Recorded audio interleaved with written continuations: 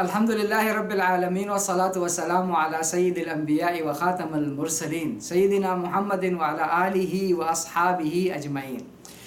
علامہ ابن قیم رحمۃ اللہ علیہ نے ایک جگہ پر بڑی خوبصورت بات لکھی ہے، میں چاہتا ہوں کہ یہ بات آپ کے ساتھ شیئر کروں۔ وہ لکھتے ہیں کہ بندہ ہر وقت محو سفر ہے، یا تو وہ آگے کی طرف جا رہا ہے یا وہ پیچھے کی طرف جا رہا ہے، یا وہ اوپر کی طرف سفر کر رہا ہے یا وہ نیچے کی طرف جا رہا ہے۔ شریعت میں، فطرت میں، طبیعت میں، دنیا کے قانون میں جمود نہیں ہے، مسلسل تحرک ہے، مسلسل جو ہے نا سرعت ہے، مسلسل حرکت ہے، جمود کہیں پر بھی نہیں ہے۔ فطرت اس چیز کے خلاف ہے۔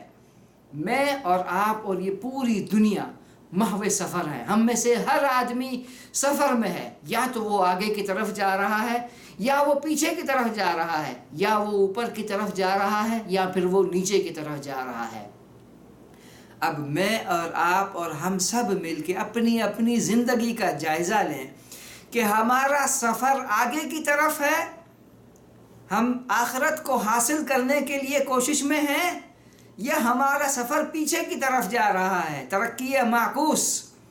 ہم اوپر کی طرف جا رہے ہیں، بلندیوں کی طرف، اس جنت کی طرف جس کی وسعت زمین اور آسمانوں جیسی ہے، یا پھر ہمارا سفر نیچے کی طرف ہے، ہم نیچے اسفل السافلین اور اسفل السافلین اور اسفل السافلین کی طرف جا رہے ہیں، کیونکہ جمود اس فطرت میں نہیں ہے، اس دنیا میں نہیں ہے، ہماری طبیعت میں نہیں ہے، ہماری خلقت میں نہیں ہے۔ ہم مسلسل محو سفر ہیں، اور ہم میں سے ہر آدمی پیدا ہوتے ہی اپنے موت کی طرف قریب جا رہا ہے۔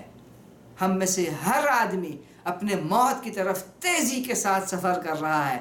ہم میں سے ہر آدمی دیکھے کہ اس کے سفر کی سمت کیا ہے، وہ کہاں جا رہا ہے اور اس کا انجام کیا ہونے والا ہے۔ اللہ تعالی ہمیں غور و فکر کرنے والا بنائے۔ اللہم صلی علی سیدنا محمد وعلی آلہ وصحبہ وسلم۔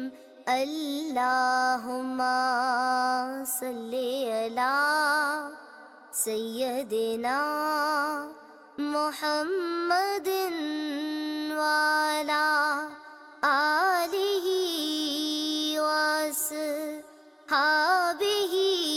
وسلم۔